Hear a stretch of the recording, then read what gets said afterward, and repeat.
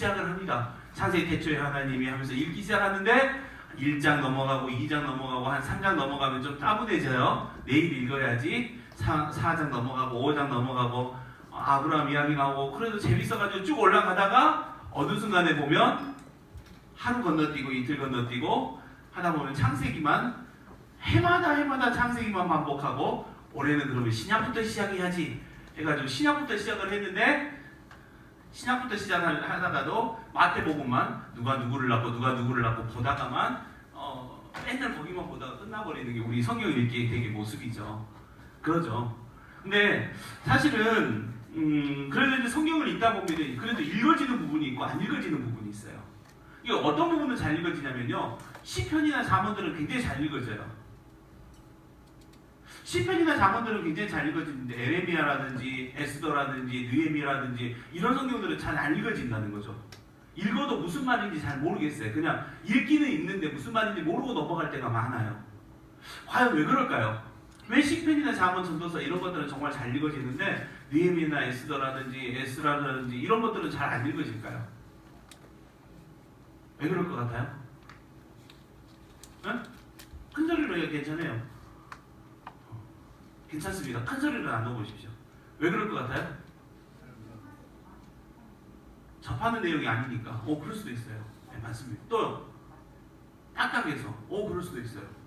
그러니까 이걸 이제 설명을 어떻게 할 수 있냐면요. 자, 시장에 장을 보러 갔습니다. 이게 딸기와 사골의 차이예요. 사골의 차이. 이 책에 설명할 때 딸기와 사골의 차이라고 설명을 합니다. 자, 영상 보면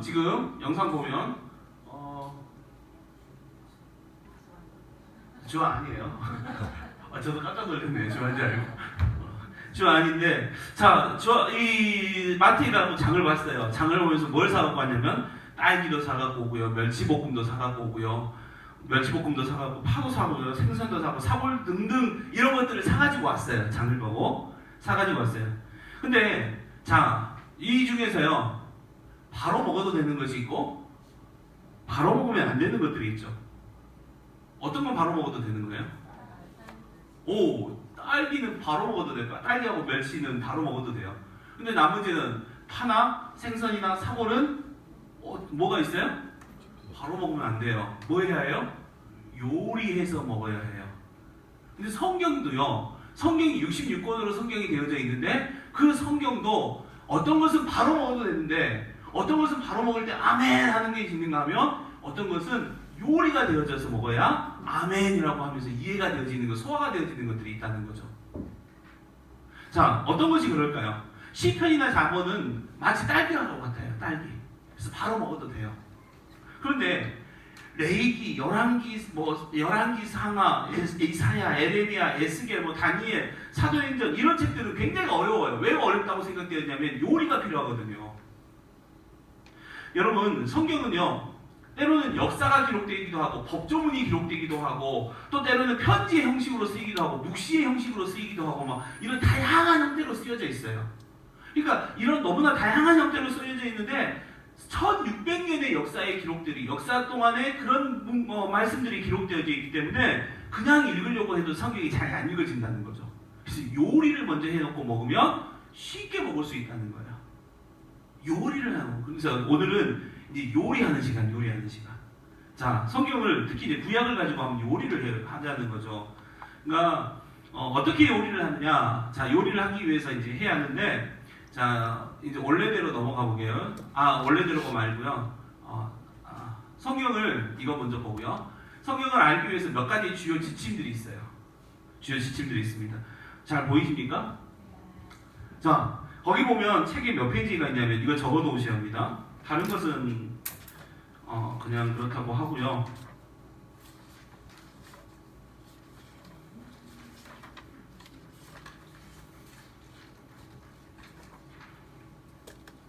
자, 20페이지입니다. 우리가 성경을 공부하기 위해서 7가지의 지침들이 있는데 그 7가지 지침은 이건 정말로 중요한 부분이기 때문에 우리가 이런 관점에서 공부를 할 거라는 거죠. 성경을 보고. 그래서 우리 같이 한번 읽으면서 한번 적어보시기를 바랍니다. 성경을 읽기 위해서 몇 가지 중요한 지침이 있는데 첫 번째가 뭐냐? 인간이 하나님을 아는 방법은 오직 성경으로만 가능하다는 거예요. 여러분, 우리가 인간이 하나님을 알 수 있을까요? 없을까요? 인간이 하나님 알 수 있어요? 없어요? 없어요. 왜요?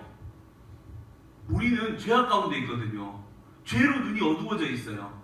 그러니까 하나님을 볼 수도 없고 하나님을 알 수도 없는 존재예요. 그러면 어떻게 하면 하나님을 알 수 있을까요? 하나님이 자기 자신을 보여주셔야 해요. 그걸 뭐라고 이야기해요? 하나님이 자기 자신을 보여주는 것을 신학적인 용어로 뭐라고 이야기를 하냐면 계시라고 이야기를 합니다.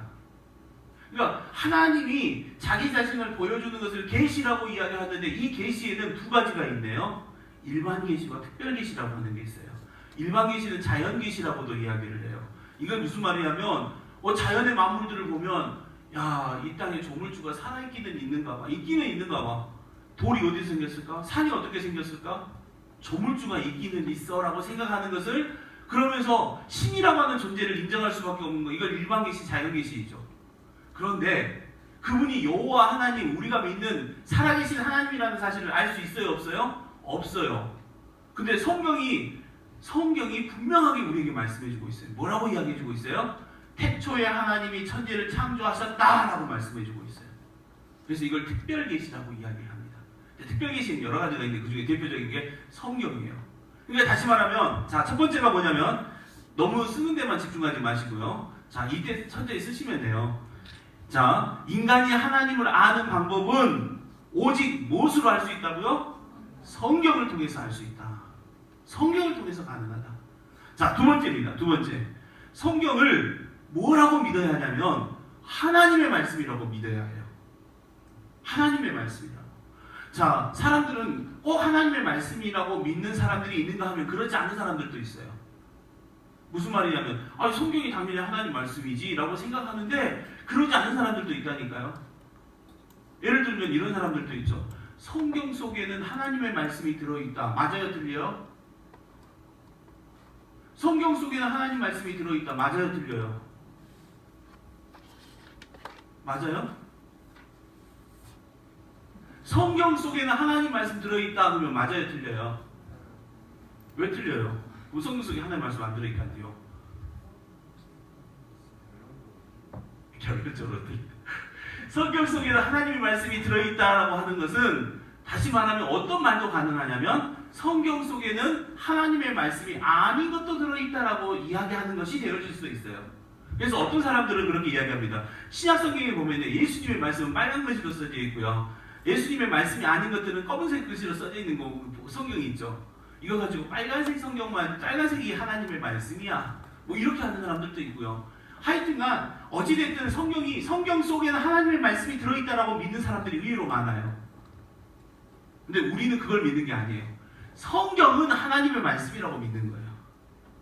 무슨 말인지 아시겠어요? 성경 이퀄 하나님의 말씀이에요. 우리는 거기서부터 성경 공부가 시작이 되어지는 거예요. 그러니까 여러분, 설교 시간에요. 여러분 이제 CTS나 CBS 이런 방송을 듣다 보면 설교 시간에 이제 우리하고 좀 사상이 좀 다른 목사님의 설교도 가끔 나와요. 근데 여러분들은 잘 몰라요. 한번 들어보실래요? 예를 들어 이런 것도 있죠. 자, 예수님이 사흘 만에 부활하셨다라고 성경에 분명하게 쓰여져 있습니다. 이제 말꼬리 잡으려고 했는데 김영희 사님 겁나 집중하시는데 어디서 목사님 틀리게 이야기할까 막 찾으려고 보고 그러는데, 그냥 일반적으로 들으면 여러분 그냥 듣는다고 생각하고 설교 듣는다고 생각하고, 예수님이 사흘 만에 부활하셨습니다. 예수님이 사흘 만에 부활하셨다는 그 역사적인 사실도 중요하지만 더욱 중요한 것은 부활의 의미입니다. 네, 사실은 이게 굉장히 애매한 말이에요. 그러니까 역사적인 사실보다 더 중요한 건 뭐가 더 있다는 거예요? 의미가 있다는 거예요. 그러니까 성경이 역사적인 사실인 것처럼 보이지만 아닌 것도 있지만 예수님께서 궁극적으로 거기서 말하고자 하는 메시지가 중요하다는 거예요. 예수님께서 무리를 걸으셨는지 안 걸으셨는지가 중요한 게 아니라 그 무리를 걸으셨는지 안 걸으셨는지에 대한 무리를 걸으시는 그 의미가 뭐냐, 이게 중요하다고 생각하는 사람들이 있어요. 이건 성경은 하나님의 말씀이라고 믿지 않는 거예요. 예수님이 실제로 무리를 걸으셨어요. 그건 역사적인 사실이에요. 역사적인 사실이에요. 그것도 중요하고 의미도 중요한 거예요. 아시겠죠? 그러니까 출애굽을 했느냐 안 했느냐가 중요한 게 아니라 출애굽이 우리에게 우리 인생에 가져다주는 의미가 뭐냐. 설교 시간에 들어보면 가끔 그런 설교 있어요. 그러니까 이거 잘 구분해야 해요. 그러니까 성경은 하나님의 말씀이다라고 믿어야 해요. 그러니까 성경의 내용을 골라가며 읽으면 안 돼요. 자, 네 번째는 성경이 가는 데까지 가고 성경이 멈추는 데서 멈춰야 한다는 거죠. 자, 그 다음에 다섯 번째로 뭐예요? 성경은 연구하고 학문하는 자세로 우리가 이제 성경을 공부하니까 연구하고 학문하는 자세로 읽어야 합니다. 여러분, 얕은 물가에 가면 작은 조개는 주술 수 있어요. 그런데 큰 전복은 어디 가면 주술 수 있어요? 깊은 물속에 들어가면 주술 수 있어요. 여러분들이 그냥 이 하나님의 말씀을 볼 때 그냥 보는 대로 또 은혜가 돼요. 그러나 정말 심오한 하나님의 깊은 뜻, 그 담겨있는 하나님의 기대하심, 원하심, 하나님의 기뻐하심이 무엇인지를 그 심오하게 깨닫기 위해서는 깊은 물속에 들어가면, 연구하는 자세가 있으면 하나님 말씀에 대해서 더욱더 우리가 풍성하게 은혜를 누릴 수 있다라고 하는 사실을 믿으시기를 주님의 이름으로 축원합니다. 그 다음에 여섯 번째는 뭐냐면, 사실 성경은 누구에 의해서 쓰여졌어요? 자, 성경은 마태복음 누가 썼어요? 마태가 썼어요. 마가복음은 누가 썼어요? 마가가 썼어요. 누가복음은요? 누가가 썼어요. 요한복음은요? 요한이 썼어요. 사도행전은요? 누가가 썼어요. 사도가 썼다면 안 돼요. 누가가 썼어요. 그러니까 자, 인간의 저자가 분명히 있어요. 그러나 인간의 저자가 있는데 성경이요, 창세기부터 요한계시록까지 얼마간의 기간이 걸린 줄 아십니까? 좀 전에 이야기를 제가 잠깐 했는데 1600년이 걸려요. 역사적인 사실을 보면 1600년이 걸려요. 모세의 시대 때부터 시작을 해서 요한계시록의 묵시의 시대까지 해서 1600년의 시간이 걸려요. 약 1600년의 시간 동안에 40여 명의 저자에 의해서 쓰여졌어요. 여러분, 우리의 일기장을 봐도요, 일기장이 10년 전에 일기장 보면 유치해서 못 봐. 유치차가 돼서 내가 이런 일기를 썼다고? 내가 그때 그런 생각을 했다고? 유치차가 못 봐요. 설교집을 봐도 그래요. 저 보면 제가 전도사 때부터 저는 설교집 막 모아놨거든요. 지금 꽂아져 있어요. 바인더 해가지고 막 다 꽂아져 있는데 그거 보면 유치차란해서 못 봐요. 내가 그때 이렇게 설교했다고? 유치차란해. 사람의 생각은요, 변하기 마련이에요. 근데 여러분 한번 생각해보세요. 1600년 동안 40여 명의 사람, 한 사람도 아니고 40여 명의 시대에 다른 사람들이 있는데 똑같은 주제를 가지고 똑같은 생각을 가지고 똑같은 말씀이 나올 수 있을까요? 없을까요? 인간의 생각으로는 불가능해요. 그래서 원래의 저자가 있다는 거예요. 성경은 그 원래의 저자가 누구라고 이야기하고 있어요? 성령님이라고 이야기했어요. 오직 성경은, 하나님의 말씀은 누구에 의해서 쓰여졌다고요? 성령님에 의해서 쓰여졌다고. 그러니까 원 저자가 성령님이에요. 그러니까 사실은 글을 쓰면 글을 읽을 때 이해가 되지 않는 것은 누가 제일 정확하게 그 의미를 알겠어요? 글 쓴 사람이 알겠죠. 글 쓴 사람이 알겠죠. 그 글 쓴 사람이 성령 하나님이시라니까. 그러면 성령 하나님의 조명을 통해서 우리가 말씀을 정확하게 알 수 있다라고 하는 사실이에요. 그러니까 또 일곱 번째로 쉽게 번역한 성경도 권장해서 여러분들이 안 읽어질 때는 쉬운 성경이라든지 이런 것들을 읽으면서 말씀을 이렇게 보시면 되겠습니다. 자, 이제 오늘 일과로 넘어가시게요. 자, 일과로 넘어가서 여러분 이제 23페이지를 펴보십시오. 자, 오늘의 포인트를 같이 한번 읽어보겠습니다. 네. 원래 걸로 넘겨주십시오.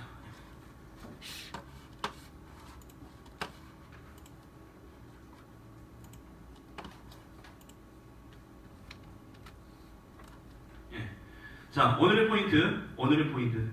여기 영어로 되는 today's 포인트. 자, 첫 번째 뭐예요? 거기 나와 있습니다. 자, 뭐예요? 구약을 통째로 꿰뚫기. 자, 두 번째로 흐르는 성경 목록을 찾아내기. 자, 이야기로 말할 줄 알기.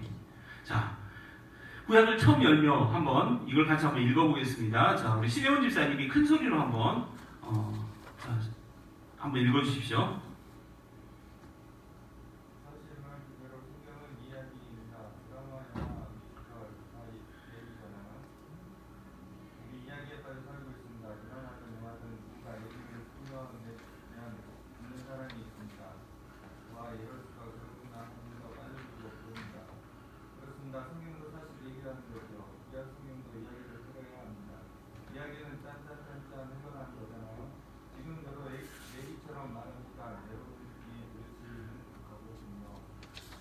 우리가 구약 성경 39권을 읽으려고 하잖아요. 그렇다면 먼저 전체가 무슨 이야기인지 좀 알고 시작하는 거지요. 구약 9장입니다. 문제는 성경 문호 하나하나가 모여있는 것이 구약인데 또박또박 가르치는 거예요. 단번에 그것들을 이야기 하나로 딱 연결하기가 쉽지 않다는 겁니다. 그런데 센터 성경방에서는 바로 그걸 하는 거라고 했죠. 퍼즐처럼 맞춰서 이야기 하나로 자르르 깨는 겁니다. 우선 그것부터 하자는 거예요. 아니 1600년 동안 40명의 제자가 자기 시대를 살면서 각각 썼는데 그게 한글식이라고 꼭 그렇습니다. 바로 이것이 성경이 진리임을 말해주는 면이라는 거죠. 바로 이걸 깨달으면 성경이 기가 막히게 재미있어집니다. 이 말이죠. 뿐만 아니라 성경이 쭉쭉 읽어진답니다. 자, 대충 한번 노래합시다. 자, 한번 여러분 성경책 되도록이면 이제 할 때 성경책을 갖고 다니시면 좋습니다. 잘 읽어요. 성경책 처음에 보면 목록이 있습니다. 목록표. 성경책 목록표를 구약 성경의 목록표를 쭉 한번 봐보실래요? 자, 구약 성경의 목록표를 보면 구약 성경이 다 몇 개로 되어 있습니까? 몇 권으로 되어 있습니까? 39권으로 되어 있습니다. 구약 성경은 39권의 책으로 되어 있습니다. 창세기부터 시작을 해서 어디까지 있습니까? 말라기까지 있습니다. 그런데 성경이 말라기까지 쭉 있는데요. 자, 옆에 보면 구약 성경 39권을 분류를 해봤어요. 그러니까 성경을 쭉 분류를 해봤더니요, 창세기, 출애굽기, 레위기, 민수기, 신명기, 이것들을 봤더니요, 어떤 내용들이 있냐면 역사의 기록들이 있더라. 내용들을 보니까 역사를 기록한 내용들이 있더라라고 해서 그걸 이름을 붙였어요. 뭐라고 이름을 붙였어요? 역사서라고 이름을 붙였어요. 자, 그리고 또 보니까 욥기, 시편, 잠언, 전도서, 아가 이 5권의 책은 시와 노래의 형태로 되어져 있더라. 시와 노래 가자를 써서 시와 노래의 형태로 되어 있더라.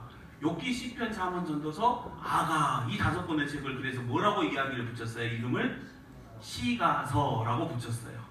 자, 그 다음에 빨간색을 이렇게 봤더니 빨간색 이사야, 에레미야, 말라기 여기까지 왔어요. 근데 이건 다 사람의 이름이네요. 어떤 사람일 것 같아요? 아시죠? 선지자들의 이름이에요. 선지자들의 이름. 선지자들의 이름이 쭉 나열되어 있는 이것을 선지서, 애언서라고 하자라고 이름을 붙여봤어요. 그랬더니 어떻게 나오냐면 어떻게 나온 것 같아요? 17권, 5권, 17권. 그렇게 해서 17권, 5권, 17권 해가지고 17, 5, 17 해서 39권이 나오더라고요. 자, 그러면 한번 여러분의 성경책에다가 제목에다가 구약 성경에다가 한번 표시를 한번 해보실래요? 제목을 동그라미, 세모, 네모로 한번 표시를 해보세요. 자, 창세기는 뭘까요? 창세기, 자, 동그라미를 이제 치는 것은 뭐냐면, 자, 보겠습니다. 창세기, 출애굽기, 레위기, 민수기, 신명기, 여호수아, 사사기, 룻기, 사무엘상, 사무엘하, 열왕기상, 열왕기하, 역대상, 역대하, 에레미야, 에레미야, 느헤미야, 에스라, 느헤미야, 에스더 해가지고 17권 동그라미 치셨어요?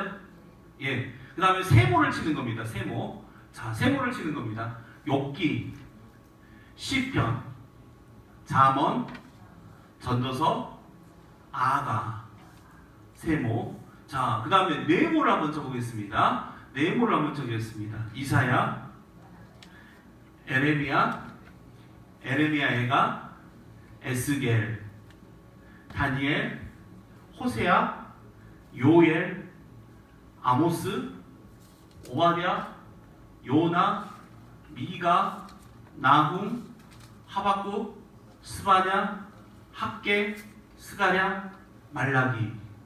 여기는 네모를 치시면 돼요. 자, 동그라미를 친 것은 아까 뭐였어요? 역사서. 세모를 친 건요? 시가서. 네모를 친 건요? 애언서라고도 하고 선지서라고도 해요. 자, 그냥 뭐 우리 애언서라고 이야기를 하겠습니다. 애언서라고 통일을 하겠습니다. 똑같은 말이니까. 자, 그러면 이제 여기서 이제 뭘 시작을 했냐면, 자, 이야기를 이제 쭉 한번 만들어 보자는 거예요. 성경을 아는 사람이 이야기를 쭉 만들어 봤어요. 근데 여러분 이것만 제대로 읽어도요, 구약 성경이 이야기로 하나로 쭉 돼요. 30 몇 가지밖에 안 되는데, 요것만 그대로 다 해도 이야기가 되는 거예요. 한번 보겠습니다. 창세기 이제 26페이지입니다. 26페이지 창세기부터 보겠습니다. 자, 1번 같이 한번 읽어보겠습니다. 시작. 창조, 인류 일반 역사가 시작되다. 창세기 1장부터 11장까지. 인류 역사가 시작되는 거예요. 자, 창조의 역사가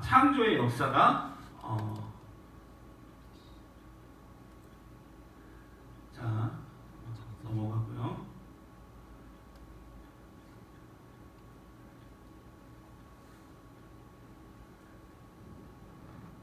자, 창조의 역사가 시작되는 문명이 있어요. 세계사에 보면 문명이 있는데, 그 문명을 무슨 문명이라고 하는지 아세요? 메소포타미아 문명이라고 이야기를 해요. 근데 그 메소포타미아 문명이 일어나는 데가 유프라데스 강과 티그리스 강이 만나는 그 지역에 조금 이따 나옵니다. 유프라데스 강과 티그리스 강이 만나는 그 지역에 메소포타미아 문명에서 처음 시작이 되어집니다. 근데 에덴 동산이 어디에 있을까요? 우리 집? 뭐 그렇게 대답하시는 분들이 있더라고요. 에덴 동산이 어디 있을까요? 에덴 동산이 아마 그곳 근처에 있을 거다라고 이야기를 해요. 그곳 근처에 있을 거라고 이야기를 해요. 그러니까 이 창조의 역사가 창조가 마지막 일단락됐던 곳이 바로 에덴이죠. 이곳을 중심으로 해서 인류의 문명이 흘러갔는데, 세계사에서는 이것을 메소포타미아 문명이라고 이야기를 합니다. 그러니까 이제 창세기 1장부터 11장에 있는 인류 역사가 이렇게 기록이 돼요. 창조도 있고요, 선악과 이야기도 있고요, 가인 스타일의 사람하고 셋 스타일의 사람들이 쭉 나열이 돼서 이야기를 하고 있고요. 인류가 죄악으로 인해서 홍수로 멸망하고, 홍수 후에 3명의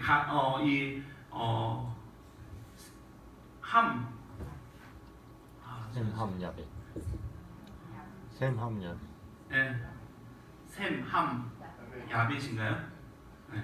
이 세 명의 아들로 인해서 새롭게 인류가 역사가 시작이 되어집니다. 번성하기 시작합니다. 그래서 다시 메소포타미아에서 문명이 다시 발전을 하게 되어지는데, 무슨 사건이 발생하냐면 바벨탑 사건이 발생합니다. 그 다음에 그 바벨탑 사건으로 인해서 흩어진 사람들이 아시아로, 유럽으로, 아프리카로 막 번성해가면서 민족을 이루게 되죠. 자, 이게 바벨탑 사건이 일어난 이 메소포타미아 문명, 이 지역이 모체가 되어져요. 거기서부터 이제 시작을 합니다. 그 다음에 2번입니다. 2번. 자, 한번 같이 읽어보겠습니다. 시작. 하나님의 나라 이스라엘의 국사도 시작된다. 아브라함, 이삭, 야곱, 후손 70명의 식구가 팔레스타인에 사는 이야기다. 이집트로 이민 가면서 끝난다. 그러니까 이게 12장부터 50장의 내용이에요.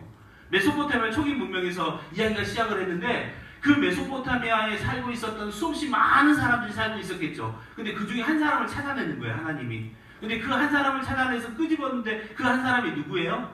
아브라함이라고 하는 사람이에요. 그 아브라함이라고 하는 사람을 끄집어다가 하나님이 이제 내가 하나님 나라다운 모델을 하나 만들어 봐야겠다. 하나님의 나라다운 그런 모델을 만들어 봐야겠다. 하나님께서 통치하시는 나라다운 그런 모델을 만들어 봐야겠다 해가지고 한 사람을 택에다가 어디로 끌고 가신 거예요?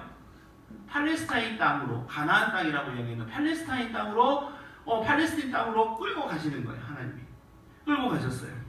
자, 그래서 아브라함을 끄집고 팔레스타인에다가 집어넣었는데 팔레스타인에서 나라를 세우시는 겁니다. 팔레스타인에서 이제 아브라함이 누구를 낳고? 이삭을 낳고, 이삭은 누구를 낳고? 야곱을 낳고, 야곱은 12아들을 낳고, 장가들어서 몇 명의 가족이 됐어요? 아브라함부터 시작한 가족이 70명이 되었어요. 70명이 됐어요. 이게 창세기에 나오는 이야기인데, 이때쯤 무슨 사건이 있냐면요, 이때쯤 무슨 성경이 들어가냐면 사이에 욥기가 들어갑니다. 그러니까 우리가 이제 사실 순서대로 보면 창세기, 출애굽기, 레위기 막 쭉 가다가 욥기가 뒤쪽에 있잖아요. 그러니까 그냥 그쪽에 있을 욥기 이야기일 거라고 생각하는데 족장시대 이야기예요. 그러니까 이때 욥기가 들어가요. 욥이 그때쯤 살았던 사람이에요.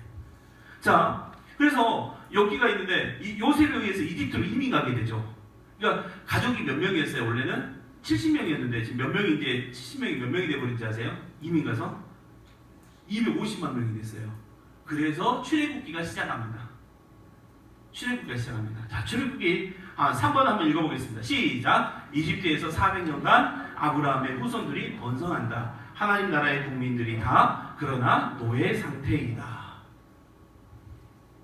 자, 노예 상태이다. 그러니까 400년 동안 아브라함의 후손들이 번성하고 하나님 나라의 국민들이 다 노예 상태에 있었다라고 하는 겁니다. 자, 4번. 자, 시작. 이때 모세가 등장한다. 정치적인 이유로 이집트에 쫓겨나 미디안 광야로 망명할 수밖에 없게 되어졌다.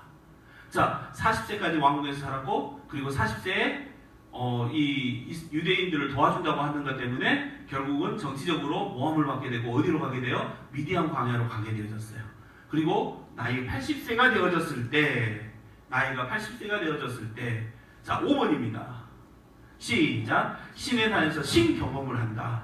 이후 이집트로 가서 10가지 재앙을 통해 백성들을 해방시켜서 다시 신의 광야로 들어온다. 신의 광야에서 국법을 주신다.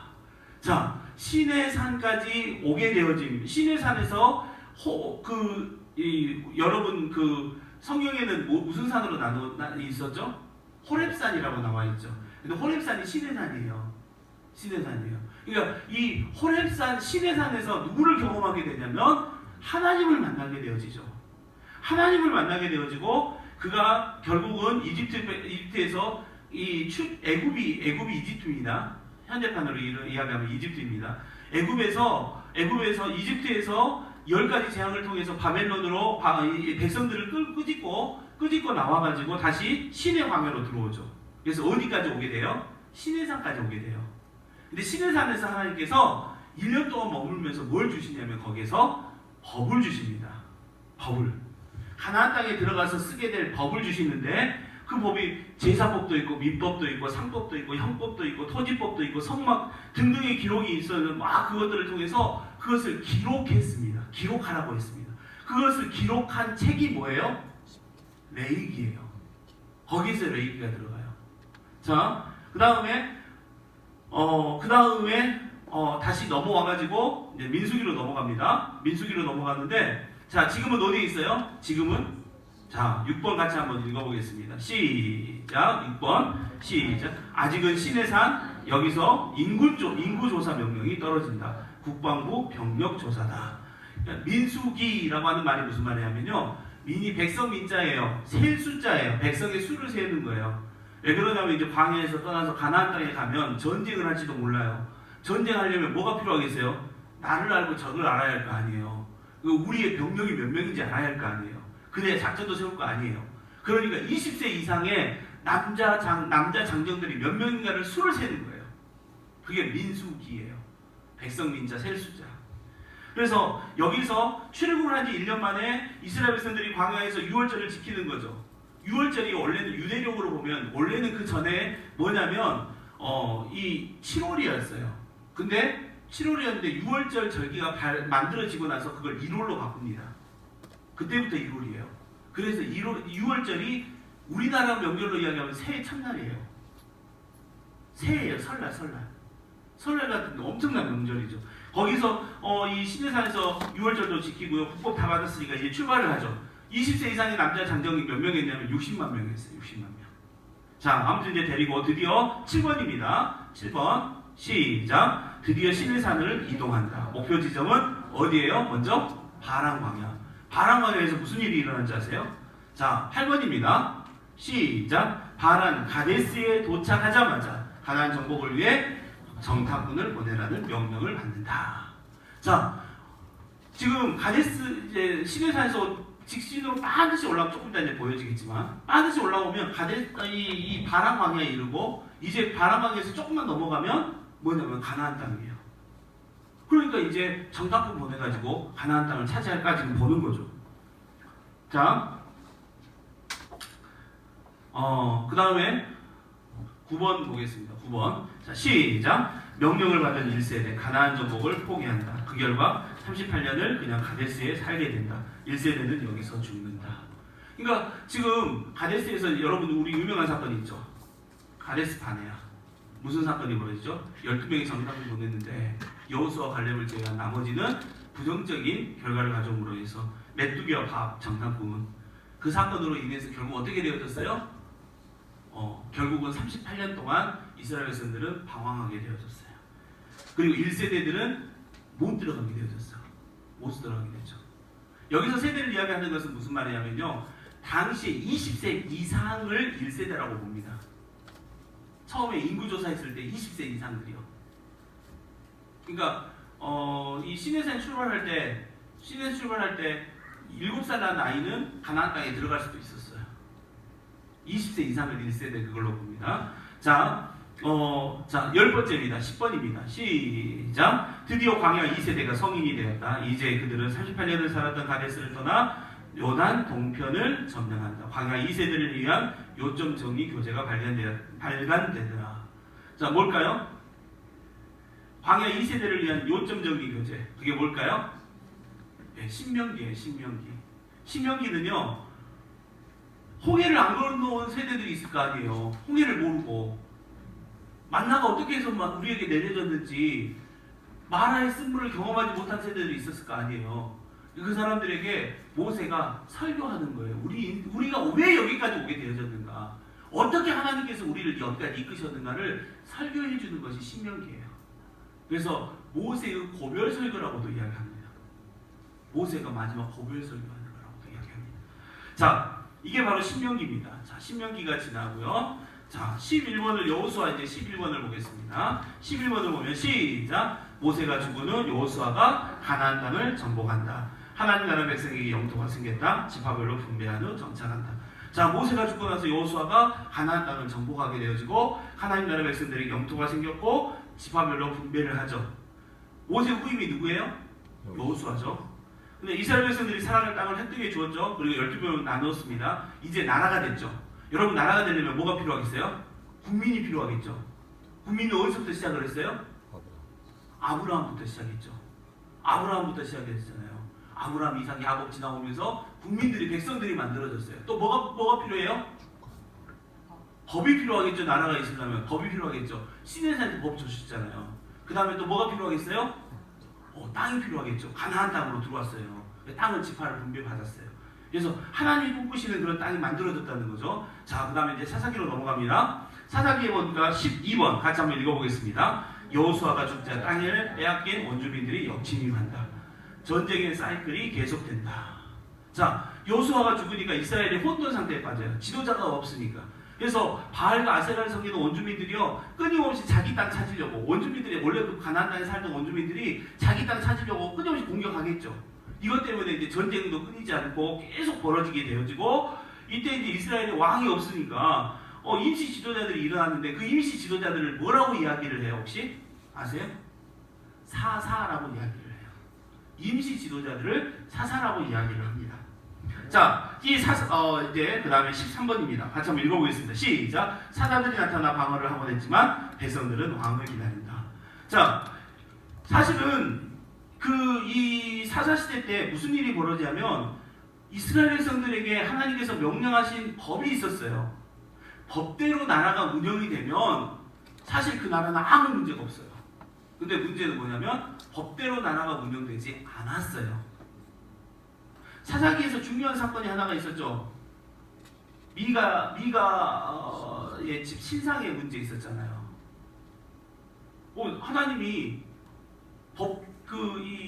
우상을 만들지 말라라고 시키면 주셨는데도 불구하고 우상 만들라고 섬기는 제사장을 두고 개인 제사장을 두고 근데 그걸 누가 동조를 해요? 제사장이 레이지파 사람이 동조했잖아요. 레이지파에게는 땅을 분배하지 않았어요. 왜 분배하지 않았을까요? 레이지파 사람들이 땅을 분배하지 않고요. 곳곳에 흩어져서 말씀 가르치라고요. 율법 연구에서 가르치라고요. 근데 말씀이 없어요. 하나님의 법이 사라져버렸어요. 그러니까 이스라엘이 혼돈 속에 들어있어요. 근데 사실은 이게 뭘 이야기하고 있냐면 사실은 이스라엘의 진짜 왕은 누구라는 거예요? 하나님이라는 거예요. 근데 이스라엘 백성들은 해석을 잘 이해했어요. 뭐라고 생각을 했어요? 우리는 왕이 없어서 이 모양이 이 꼴이 되어버렸다고 생각했어요. 왕이 없어서 우리는 이 모양이 이 꼴로 이렇게 살아가고 있다고 생각을 했죠. 그래서 그들은 끊임없이 왕을 기다리는 무드로 이제 시작을 합니다. 자, 14번입니다. 사사 기드온 시절에 다윗 왕의 증조 할머니 룻의 이야기가 등장한다. 자, 룻의 이야기가 등장을 해요. 그러니까 하나님께서 기대하시는 왕은 어떤 사람인 줄 아세요? 하나님께서 정말 좋아하시는 왕은 어떤 왕일까요? 하나님이 아담을 세우면서 선악과를 만드는데 나중에 나오는 선악과를 만드신 이유가 뭐예요? 옛날 설교하면서도 한 말씀 드렸죠. 내가 진짜 왕이야 라고 이야기해 주는 거잖아요. 네가 다스리고 정복해. 네가 다스리고 정복해야 해. 그러니까 네가 왕처럼 다스리고 정복해. 근데 너 잊지 마라. 내가 진짜 왕이다. 그 말이잖아요. 근데 자, 사사시대 때 이스라엘 백성들이 끊임없이 전쟁이 일어나고 막 하면서 어떤 생각이 들었냐면 하나님의 법을 잃어버렸어요. 말씀을 잃어버렸어요. 하나님이 진짜 자신들의 왕인지를 잃어버렸어요. 잃어버리니까 하나님은 어떤 왕을 기대하고 있겠어요? 이스라엘 백성들이 왕을 요구했잖아요. 어떤 왕을 기대하고 있겠어요? 좋은 왕을 기대하고 있죠. 하나님이 원하시는 좋은 왕은 어떤 왕이에요? 하나님이 왕이심을 인정하는 왕. 근데 그 왕이 누구냐면 다윗이에요. 그래서 기드온 시절에 하나님께서 증조 할머니인 룻의 이야기를 알려주시는 거예요. 룻을 이야기하고 싶은 게 아니라 하나님께서 꿈꾸시는 진짜 왕, 하나님이 내 인생의 진짜 왕이십니다를 진짜 이야기할 수 있는 그런 왕을 하나님께서 말씀해 주기 위해서 룻의 이야기를 끄집어내는 거예요. 룻의 이야기를. 그래서 룻기가 여기서 발생하죠. 룻기가 여기서 발생을 해요. 자, 그러면 이제 사무엘 상하로 넘어갑니다. 15번입니다. 15번에 보니까 자, 15번 같이 한번 읽어보겠습니다. 백성들의 소원대로 왕이 다스리기 시작한다. 1대 왕 사울 등장, 2대 다윗이 등장한다. 자, 16번입니다. 하나님의 대리 통치자 다윗 왕은 이스라엘의 모델이 되는 정치를 한 왕이다. 성전 건축 프로젝트, 그의 업적으로서는 클라이막스다. 근데 그는 성전을 지었습니까? 못 지었습니까? 자, 17번. 성전에서 드려질 제사 문화의 컨텐츠를 개발한다. 신앙을 정리한 글들이 문헌으로 남게 되어진다. 자, 열왕기상으로 넘어가겠습니다. 자, 18번입니다. 18번. 다윗의 아들 솔로몬이 다윗의 유언을 따라 성전 건축을 완성한다. 19번. 또한 다윗의 문화를 배경으로 잠언, 전도서, 아가와 같은 문건도 발행한다. 그러니까 여기서 이제 잠언, 전도서, 아가가 발생을 합니다. 자, 20번. 그런데 솔로몬은 결국 배교한다. 왜요? 외세를 확장하기 위해서 정략 결혼을 하죠. 근데 결혼을 하면 당시에 외세의 사람들이 뭘 가지고 와요? 자기의 종교를 갖고 오죠. 이방 종교를 가져오죠. 그리고 이제 솔로몬의 아들이 누구였죠? 르호보암이었어요. 21번까지 한번 읽어보겠습니다. 솔로몬의 아들 르호보암 때에는 나라가 분열된다. 자, 르호보암과 북왕국은 누구로 되죠? 여로보암으로 분열이 되어집니다. 자, 남북으로 22번입니다. 22번에 보면 자, 시작. 남북으로 분열되어 흘러가는 역사의 성격은 우상도 섬기고 하나님도 섬기고 혼합주의가 되어버렸어요. 자, 북왕국 이스라엘은 여로보암부터 시작을 해가지고 호세아 왕까지 오는데 200년의 역사예요. 근데 바알과 아세라가 섞여버렸죠. 남왕국 유다도 사실은 르호보암부터 시작을 해가지고 시드기야까지 오는데 330년의 역사인데 그 330년의 역사도 보면 사실은 결국 바알과 아세라가 섞였어요. 바알과 아세라가 어떤 신인 줄 아세요? 다산과 풍요의 신이에요. 성적인 행위를 통해서 다산과 풍요를 누리는 것, 이게 바로 바알과 아세라 신의 특징이에요. 자, 23번입니다. 나중에 다 나올 겁니다. 23번입니다. 결국 멸망을 향해 흐르는 왕들의 역사 속에 선지자들이 나라의 미래를 예언한다. 망한다라고 예언했다고. 망한다. 그들이 섞어져 버렸잖아요. 혼합돼 버렸잖아요. 하나님만 섬겨야 할 그들이 혼합되어져 버렸어요. 섞여져 버렸어요. 그러니까 망한다라고 하는 거죠. 왕정 말기에 새로운 리더들이 등장하는 거예요. 여러분 왜 그렇습니까? 북왕국 이스라엘이나 남왕국 유다의 백성들의 왕이 어떤 사람들이었어요? 자꾸 왕의 권력들이 세지니까 힘이 세지니까 마치 자기가 진짜 왕인 줄 착각하는 거예요. 그러니까 하나님을 인정하지 않은 거예요. 하나님을 인정하지 않고 하나님의 말씀이 통하지 않으니까 하나님의 말씀을 전해주는 사람들이 있어야 할 거 아니에요. 그게 누구예요? 애언자 선지자들이에요. 애언자 선지자들이에요. 하나님 말씀을 전해주는 자들이었어요. 그래서 그들이 만들어낸 책이 그들의 애언들이 기록된 책을 뭐라 그래요? 애언서라고 이야기를 해요. 그래서 어떤 것들이 있냐면 오바다, 요엘, 아모스, 요나, 호세야, 이사야, 미가, 나훔, 스바냐, 에레미야가 하박국 이런 12권이 여기서 발생을 합니다. 나머지는 이제 조금 나중에 나오는데 아무튼 발생을 합니다. 자, 그것도 이제 나중에 이제 좀 보시면 알 수 있으니까 그렇다고 보시고요. 그러다가 결국 자 24번입니다. 시작. 그러다가 결국 북이스라엘은 아수르에 망하고 남유다는 바벨론에 망한다. 이때 에레미야는 본국 예루살렘에서 망국의 과정을 함께 걷는다. 자, BC 721년에 북왕국이 망하고 130년 지난 BC 587년에 남왕국이 망합니다. 남왕국이 망합니다. 그러니까 이제 유다 말기에는 무대가 두 개예요. 하나는 어디냐면 예루살렘, 하나는 어디예요? 바벨론. 예, 무대가 두 군데로 이제 나눠져요. 자, 25번입니다. 같이 한번 읽어보겠습니다. 시작. 한편 같은 시기에 바벨론의 포로로 잡혀간 다니엘과 에스겔은 포로 공동체 리더로 활동한다. 이때 무슨 성경이 나오겠어요? 다니엘서와 에스겔서가 나오겠죠. 자, 그 다음에 역대상하 에스라 느헤미야로 갑니다. 26번 같이 한번 읽어보겠습니다. 시작. 예언자들 특히 에레미야 예언대로 70년 지나자 포로들이 정말 본국으로 귀환한다. 자, 본국으로 귀환한다. 예언대로 70년이 지나서 예언자들의 예언대로 70년이 지나서 바벨론에서 돌아옵니다. 자, 이 바벨론이 누구에게 망하죠? 페르시아. 바사가 페르시아입니다. 바사 페르시아. 페르시아가 지금은 어떤 나라가 정통을 완전히 그런 페르시아 민족은 아니지만 어디가 이었습니까? 이란이에요. 이란. 예, 이란. 바벨론은요 이라크예요. 이라크가요 옆에 나란히 붙어 있는데 사이 별로 안 좋아요. 지금도 별로 안 좋아요. 같은 종교거든요. 무슬림. 근데 사이가 별로 안 좋아요. 근데 여러분 이란은 함부로 가면 안 됩니다. 이란 가면 미국 못 간대요. 저. 미국 가면 이란 못 들어가고 그런다고 그러더라고요. 그 행적이 남아있으면 미국에 못 들어간대요. 자, 아무튼 27번 한번 같이 읽어보겠습니다. 시작. 예루살렘에서 성전을 재건하기 시작한다. 자, 돌아와서 성전 재건합니다. 28번입니다. 시작. 그런 사마리아인들을 방해로 중단되어진다. 이때 학개스가랴 선지자의 격려로 결국 완성된다.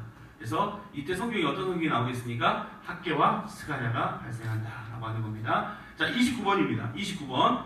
자, 시작. 그러고 나서 큰 사건이 바벨론 땅 페르시아 제국에서 터진다. 무슨 사건이에요? 에스더 사건. 하만의 음모로 인해서 유대인들이 다 죽게 되어진. 그래서 에스더가 이제 등장을 합니다. 이때 무슨 성경이 나오겠습니까? 에스더가 나오겠죠. 자, 30번입니다. 바로 이때 페르시아에서 에스라가 모세오경 학자로 부상한다. 자, 페르시아에 유명한 학자가 하나 나옵니다. 성전 재건 후에 하나님을 공부하기 위해서 조국으로 돌아간 포로 공동체 유대인들에게 교육하는 프로젝트가 생겼어요. 이제 포로에서 돌아갔어요. 이제 예루살렘으로 돌아갔어요. 근데 그들이 정말 하나님을 유일한 그들이 경험했죠. 역사를 통해서 경험했잖아요. 하나님을 섬기지 않은 백성들은 망한다라고 하는 게 경험했잖아요. 그러면 이제 그들이 돌아가서 이제 뭐 해야 해요? 하나님 제대로 섬겨야 할 거 아니에요. 근데 그걸 가르쳐 줄 사람이 없는 거예요. 이거 불의 사자가 필요한 거죠. 옛날에 70년대, 80년대 뭐 불의 사자 하듯이 불의 사자가 필요하고 능력의 종이 필요한 거죠. 율법을 가르칠 만한 능력의 종이 필요했던 거예요. 그래서 그 능력의 종으로 준비되어진 사람이 있었어요. 누구예요? 에스라예요. 에스라예요. 그래서 이 모든 선지자 예언들을 섭렵하고 정리를 했던 사람이에요. 자, 31번입니다. 시작. 에스라는 조국 유다로 돌아와 포로 귀한 백성들을 말씀으로 훈련시킵니다. 이때 가르치는 내용이 역대상하입니다. 그러면서 포로 귀한 역사를 정리합니다. 이 문헌이 에스라입니다. 자, 역대상하 왜 역대상하라고 이야기하지 아세요? 여러분, 열왕기상하는 북왕국 이스라엘하고 남왕국 유다의 백성들의 남왕국 유다의 역사가 둘 다 기록이 돼 있어요. 근데 역대상하는 무슨 역사만 기록된지 아세요? 남왕국 유다만 기록돼 있어요. 왜 그랬을까요? 그게 정통이라는 거죠. 유대인들의 정통, 우리가 알아야 할 정통이라는 거예요. 진짜 역사라는 거예요. 하나님의 역사라는 거예요. 그래서 남왕국 유다만 그래서 이걸 에스라에 의해서 이렇게 되어졌습니다. 근데 그때 백성들에게 가르치기 위해서 에스라가 쓴 교재가 있죠. 이게 뭐예요? 에스라서겠죠. 자, 이쯤에 32번입니다. 자, 32번 시작. 이쯤 느헤미야도 페르시아에서 돌아온다. 국방 강화라고 하는 프로젝트에 필이 꽂힌 그는 전쟁 때 무너졌던 성벽을 개축한다. 에스라와 함께 포로 귀한 백성들을 지도한다. 그러니까 영적인 부흥을 누가 일으키는 거예요? 지금 백성들의 에스라. 근데 영적인 부흥이 아니라 성벽을 재건하면서 군사적인 힘을 모으려고 다시 했던 사람이 누구예요? 느헤미야예요. 총독의 이름으로 와가지고. 자, 33번 마지막에 자 시작. 구약의 선지자 말라기도 이 상황에서 메시지를 받음. 크고 두려운 여호와의 날이 임할 때 엘리야를 보낼 것이라 예언이다. 구약은 엘리야를 기다리며 큰 커튼을 닫는다. 말라기 선지자까지. 자, 그런데 이제 여기까지 있는데요. 자, 한번 이제 지도를 보겠습니다. 한번 다시 정리를 해보겠습니다. 여러분들이 지도를 보시면, 자, 저 빨간색으로 되어 있는 부분이 어떤 부분이면, 빨간색 보이시죠? 가운데? 저기가 지금 고대 근동 지역이에요. 그러니까 저기가 메소포타미아 문명이 일어나는 세계에서 저 지역입니다. 여기서 이제 집중해서 보면 이 지역입니다. 중동. 좀 더 가까이 보면 이럽니다. 자, 여기 보이시죠? 지금 저 파란색, 진한 파란색이 유프라데스 강하고 티그리스 강입니다. 여기가 지금 어디겠어요? 지금 이게?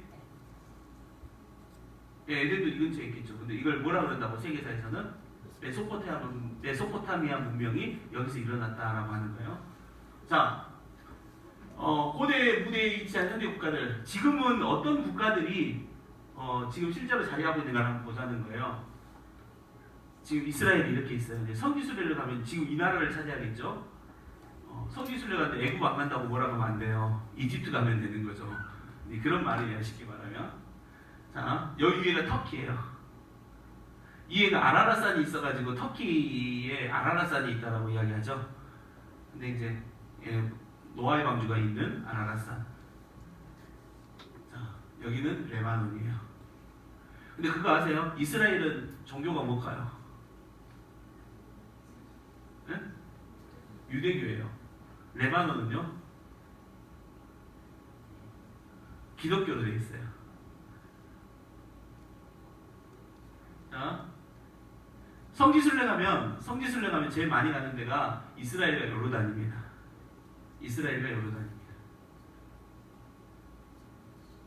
여기가 시리아, 여기가 이라크. 아까 지금 이라크가 지금 어떤 후예들이라고 그랬어요? 바벨론. 그러죠? 그다음에 이쪽은 이집트, 이쪽은 이란.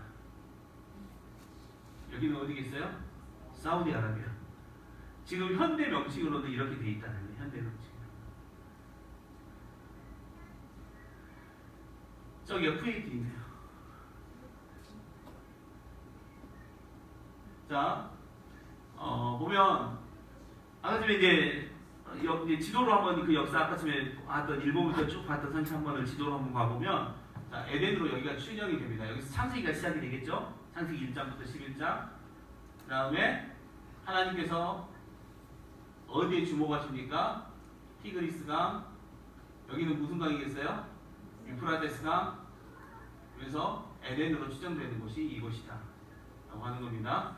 이걸 메소포타미아 문명이라고 이야기를 합니다. 자, 이스라엘의 역사가 이제 시작이 되죠. 여기에서 12장부터 50장입니다. 어디로 오게 됩니까? 저기 갈대아 우르에서 지시할 땅으로 가라라고 했죠. 그래서 이쪽으로 옵니다. 가나안 땅으로. 이제 요 현대식의 이름으로 팔레스타인이라고 이야기를 합니다. 저쪽에 하란이 있을 거라고 생각해서 오면 하란으로 추정이 하란인데 우르에서 하란으로 갔다가 하란에서 가나안 땅으로 내려오죠. 아브라함이, 이삭이, 야곱이. 그리고 결국은 어디로 야곱이 죽기 전에 어디로 갑니까? 이집트로 넘어가죠. 고센 땅으로 가죠. 욥기가 이때 등장한다고요. 욥기가. 자, 출애굽기가 등장을 합니다. 사실은 이거 이제 색깔도 막 하고 막 해야 하는데 지금 굉장히 넘어가는 겁니다. 쭉 나중에 보여드릴게요. 자, 그리고 나서 출애굽기가 시작이 되고 출애굽이 이제 시작을 하는 거죠. 10가지 재앙을 통해서 출애굽을 하는 겁니다. 저기가 시내산이 있어요. 저희가 시내산이 있습니다. 그리고 시내산에 레이기가 나오죠. 좀 더 구체적으로 크게 보입니다. 시내산까지 와서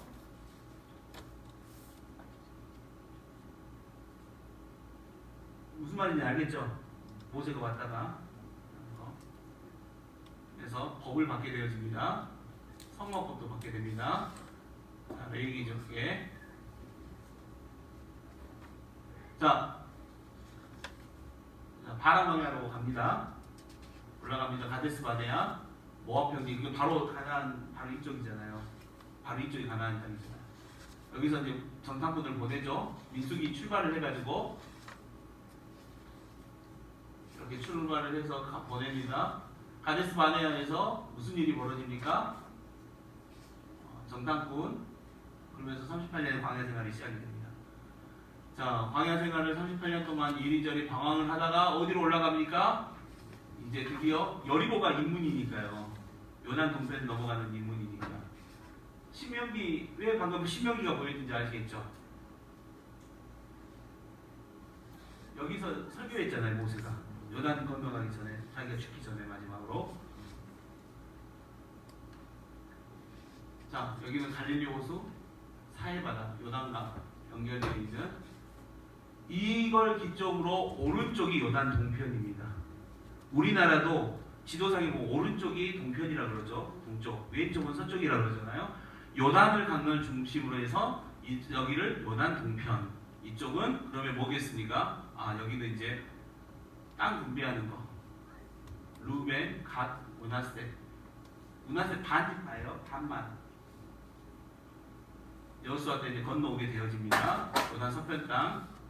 그래서 아셀, 납달리, 스불론, 이사갈, 므낫세, 에브라임, 단, 베냐민, 유다, 시므온. 그래서 이렇게 땅을 분배하게 되어집니다. 자, 그림으로 그려졌습니까? 쭉 넘어와가지고 가나안 땅 왔다가 가나안 땅에서 애굽 땅 왔다가 시내산 왔다가 올라갔다가 돌다가 다시 요단 동편에서 서편 넘어와서 그려졌습니까?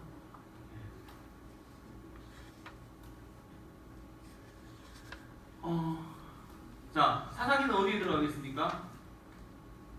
그러니까 이제 이걸 그림을 보면요, 아까 그 이야기를 근거로 이야기를 해보자는 거예요. 창세기, 출애굽기, 민수기. 창세기, 출애굽기 시대에 창세기 위에 욥기가 있었죠. 출애굽기 밑에 레위기가 있네요. 그러죠? 이해됐습니까? 왜 저기 써야 되는지. 민수기 밑에 신명기가 써야 있네요. 이해가 됐습니까? 그 다음에 여호수아, 사사기, 사사시대 때 무슨 일이 있을까요? 룻기. 이해가 됐습니까? 네. 자, 그 다음에 사무엘상. 사무엘상은 1대 왕이 누구예요? 사울. 2대 왕은요? 사무엘하 2대 왕. 시편. 다윗의 시편이죠. 예? 예, 사무엘 이제 하에서 다윗의 시편. 이제 열왕기상. 열왕기로 넘어가면서 잠언, 전도서, 아가. 솔로몬의 잠언, 아가, 전도서죠. 남북이 나눠지고요. 12권. 이거에 이게 이제 표에 나와 있습니다. 여러분들이 몇 페이지냐면요. 이제 쓰셔야 하는데 이걸 잘 보시면서 쓰셔야 합니다. 31페이지요.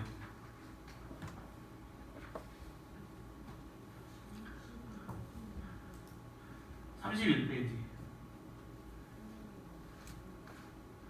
자, 그 동그라미에 보니까 창출, 민수, 사삼, 왕 여기까지 왔네요. 그러죠? 그 다음에 창세기 위에 욥기가 있고요. 출애굽기 밑에 레위기가 있고, 민수기 밑에 신명기가 있네요. 사사기 밑에 룻기가 있네요. 사무엘 위에 시편이 있네요. 왕 위에 전도서, 잠언, 아가가 있네요. 그러죠? 그 다음에 왕 밑에 보니까 뭐가 나옵니까? 잠언, 전도서, 아가, 열왕기상, 열왕기하, 에언서 12권.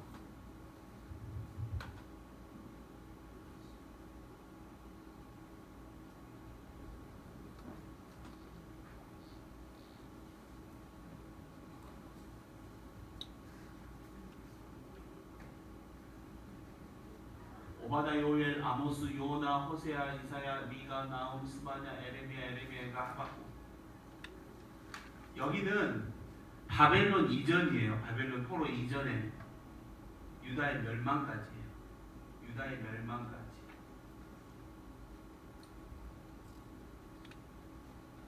자, 됐죠? 자, 다시 한번 보겠습니다. 이제 아수르, 바벨론이 쳐들어. 아수르가 북왕국 이스라엘 멸망시키고 바벨론이 그 다음에 남왕국 유다 멸망시켰죠. 다음에 바벨론에서 이제 무대가 A 무대. 다음에 에레미야가 여기 때 멸망할 때 에레미야가 유다 멸망. 그래서 애가가 슬픈 노래라는 말이에요. 예루살렘의 멸망을 보면서 슬픈 노래. 자, 그리고 나서 두 무대 B로 바벨론으로 가게 되어집니다. 다니엘, 에스겔.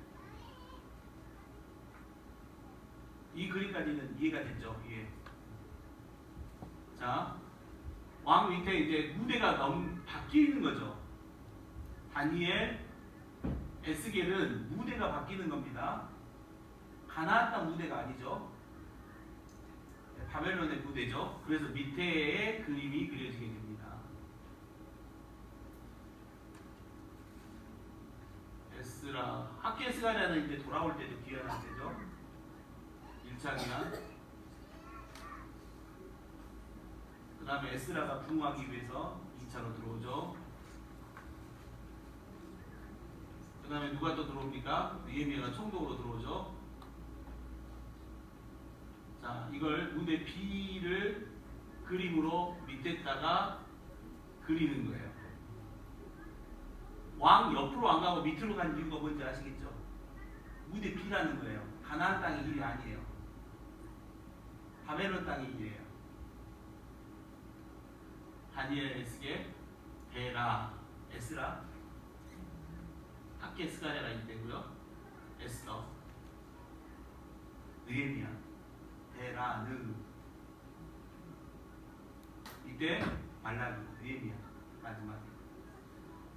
이 그림이 완성된 그림이에요. 다음 주에 이걸 할 건데요. 창출, 민수, 산상왕, 베라느, 이게 이제 그 이야기의 줄기 뿌리라는 거죠. 근데 왜 밑에다가 베라느는 밑에다가 했어요? 무대가 A, B로 나눠지죠. 문제가. 그리고 지금 동그라미는 지금 뭐예요? 역사서.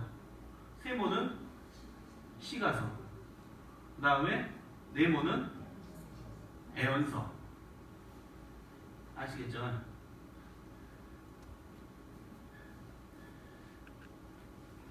여기 보면 이제 숙제가 많이 있는데 이 숙제를 다 하는 게 아니라요. 자, 숙제를 드립니다. 다음 주에 오실 때 어떻게 하냐면 1번부터 33번까지 있죠. 줄거리 3번 읽어오기. 3번 읽어오기. 숙제는 단톡방에다가 숙제했음이라고 하시면 돼요. 첫 번째 숙제. 자, 첫 번째 숙제 그겁니다. 두 번째 숙제 드립니다. 두 번째 숙제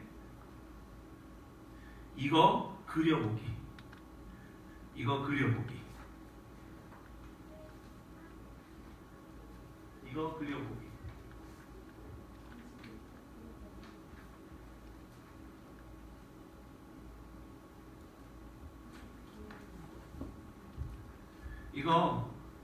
이거 단톡방에다가 목사님 조금 이따 올려주세요. 이 그림. 네. 이거 그림 올려드릴 거예요. 올려드리면 보고 따라서 그려보기. 아시겠죠? 그리고 나서 이제 이야기를 풀어갈 거예요. 그러니까 오늘은 이제 처음에 줄거리를 만들어가는 거죠. 아시겠죠? 숙제가 두 가지입니다. 숙제 두 가지. 첫 번째는 뭐라고요? 네 번 읽기요? 세 번 읽기. 세 번 읽기. 1번부터 33번까지 세 번 읽기. 그리고 두 번째 숙제는요. 표 그려보기. 표 그려보기. 자, 1번 숙제, 2번 숙제 따로 그 단톡방에다가 했습니다 올리시면 됩니다. 예를 들어 서수님 1번 숙제 했습니다. 김혜란 1번, 2번 숙제 했습니다. 이렇게 올리시면 돼요. 아시겠죠?